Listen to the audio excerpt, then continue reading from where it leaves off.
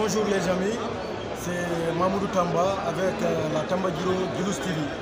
Aujourd'hui, nous sommes à la journée nationale de l'élevage. Et c'est un plaisir pour moi de rencontrer un de mes camarades de l'université Anta Diop qui va se présenter et présenter cette structure pour parler de ses avantages.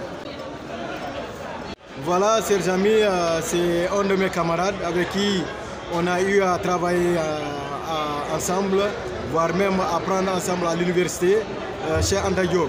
Et aujourd'hui, voilà, il est le représentant de cette structure qu'il va vous parler de quel genre de structure. D'abord, il va se présenter. Oui, bonjour. Je me nomme Dr Dembatine.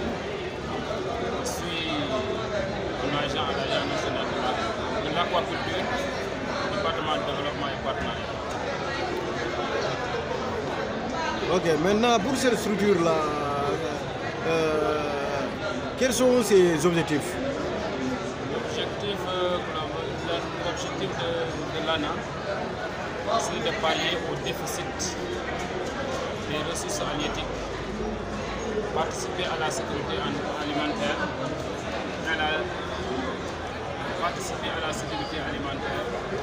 créer des revenus et créer des emplois pour la jeunesse et les femmes. Donc ça veut dire que vos cibles, c'est la création de l'emploi, c'est les jeunes et les femmes. Okay. Création de richesse, participer à la sécurité alimentaire. Parce que vous n'êtes pas sans savoir que les ressources halieutiques au niveau marin sont menacées.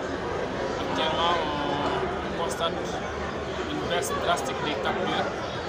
Donc le marché sénégalais, qui connaît le Sénégalais, connaît ses relations avec le poisson. C'est pourquoi c'est au Sénégal uniquement on a un plat qui se nomme Djeboudienne. Et quand on parle de Djeboudienne, c'est lié au poisson. Donc du moment où la pêche sauvage a des sérieux problèmes, pour pallier à ça, donc, on doit faire recours à l'aquaculture. C'est l'importance de travailler, de renforcer ces structures pour permettre aux jeunes, aux femmes et aux gens qui ne sont pas près des côtes d'avoir un accès aux ressources halieutiques. Okay, très bien. Maintenant, pour un jeune ou une femme qui s'intéresse à cette activité, comment il doit faire pour bénéficier? C'est simple. Comme l'Agence nationale est la branche technique de l'État en matière d'aquaculture, son rôle est d'accompagner, former et aider les acteurs à développer le secteur. Parce que ce n'est pas l'État qui doit développer le secteur, mais ce sont les acteurs. Mais c'est l'État qui doit être derrière les acteurs, les soutenir, les accompagner pour qu'ils puissent avoir tous les bagages nécessaires pour accomplir leur projet piscicole. Donc pour avoir ces services, c'est simple, il fait une demande au niveau de l'Agence nationale de l'aquaculture. Donc l'agence le directeur va vous donner une réponse favorable. Donc en fonction de zone où vous résidez, on envoie là-bas parce que l'ANA a des détachements au niveau des régions. Comme zone centre, il y a l'antenne Fatick. Zone sud, il y a l'antenne Sédou et le bureau de Ziguinchor, le bureau de Kolda. Zone nord, il y a l'antenne Saint-Louis et le bureau de Matam. Zone orientale, il y a l'antenne de Tambacounda. Récemment, on a créé même le bureau de Café. Tout ça, c'est pour pouvoir mailler le territoire pour permettre aux acteurs d'avoir l'information sans problème et avoir l'accompagnement qu'ils demandent sans contrepartie. Une fois que la personne qui a un projet piscicole fasse la demande, donc on dépêche l'équipe technique multidisciplinaire. Dans l'équipe, il y aura forcément un spécialiste de l'aquaculture, un spécialiste de l'aménagement. Parce qu'avant de parler de l'aquaculture, il faut aménager. D'abord, le succès du projet dépend de la qualité de l'aménagement en partie. C'est pourquoi, quand vous faites la demande, on délègue une délégation composée d'un expert en aménagement, d'un expert aquacole. Et récemment, on a le code de l'aquaculture qui vient en appui. On va vous demander, on va voir les caractéristiques physiques des milieux, mais on va tenir compte des aspects juridiques, c'est-à-dire est-ce que le terrain dont vous voulez faire votre projet vous appartient? Est-ce qu'il y a une délibération, une notification de bail ou titre foncier? C'est juste pour garantir la sécurité de l'investissement et faciliter la recherche des partenaires. Parce que vous n'êtes pas sans savoir que si le secteur traite depuis lors, c'est qu'on avait un vide juridique, parce qu'il n'y avait pas un code de l'aquaculture. Et aucun investisseur ne va s'aventurer à investir, il y a un vide juridique. Maintenant, ce vide, alhamdoulilah, est comblé. Donc maintenant, les investisseurs vont avoir des garanties sur leur investissement. Parce qu'il y a beaucoup de problèmes fonciers au Sénégal. Le fait que si le site a fait l'objet de litiges, ça bloque un projet. Parce qu'on investit des millions, quelques jours plus tard, il y a des litiges fonciers. Et là, ce sont des prêts.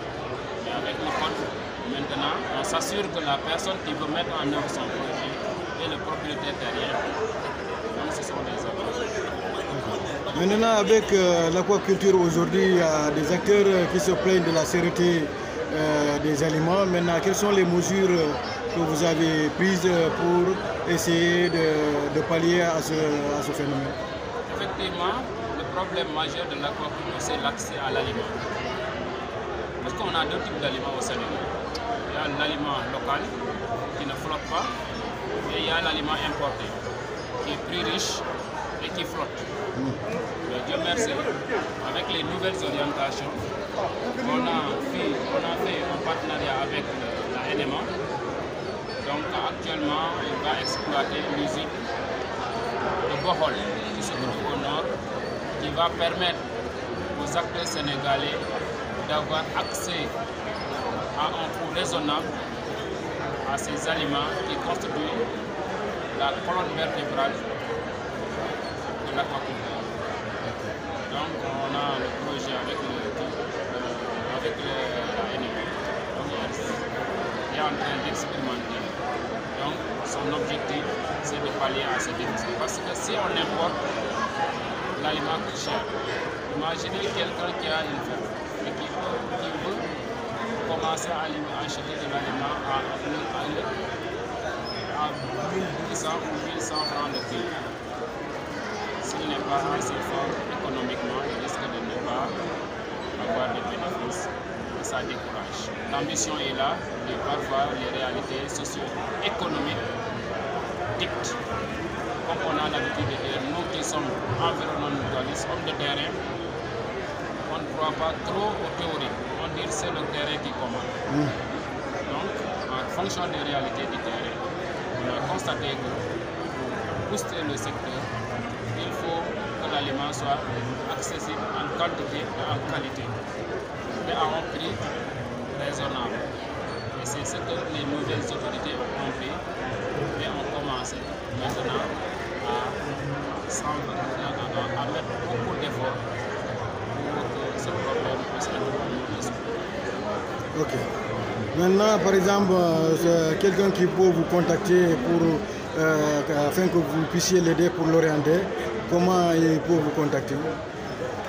D'emblée, je disais tout à l'heure que l'ANA a des détachements au niveau région. Donc, si vous êtes à Dakar, c'est plus facile de déposer la demande au niveau de la direction centrale générale qui se trouve à West Foire, Rond-Point-Cypress, non loin de la station F2. Mais si vous êtes dans les régions, vous pouvez ne pas venir à Dakar. Si c'est dans la région centre, vous pouvez déposer votre demande au niveau du chef d'antenne centre. Si vous êtes à Ziguinchor, vous pouvez faire la demande et déposer au bureau du Ziguinchor. Si vous êtes au nord, vous pouvez faire la demande et déposer. Si vous êtes à Richardol et environ, déposer à Rissassa. Si c'est vers la zone de Matam, vous déposez à Matam. Si c'est dans le Sénégal oriental, précisément à Tamba, donc vous déposez à Tamba. C'est la politique de l'ANA qui permet à la structure d'être plus proche de ses acteurs. Très bien. Donc, docteur Demba Tine, je vous remercie. Ok, maintenant nous allons faire l'honneur à madame aussi qui va parler aujourd'hui un peu de ce qu'elle a vécu pour la journée d'aujourd'hui. Madame, on vous écoute. Quels sont les mots que vous avez à donner pour la journée d'aujourd'hui? Je me présente d'abord. Oui. Je m'appelle Mame Diarra Bousso Ndiaye, technicienne supérieure à l'ANA. Mame Diarra? Mame Diarra Bousso Ndiaye. Mame Diarra Bousso Ndiaye. Technicienne supérieure à l'ANA, Agence nationale de l'aquaculture. On est là aujourd'hui pour cette journée pour vous présenter la structure l'ANA par rapport à cette journée de l'élevage. Maintenant, aujourd'hui, quels sont les... Par exemple, comment vous avez vu la journée d'aujourd'hui? Oui, c'était génial. Mais malheureusement, on n'a pas eu la chance de recevoir M. le Président. Oui. Bon, ok.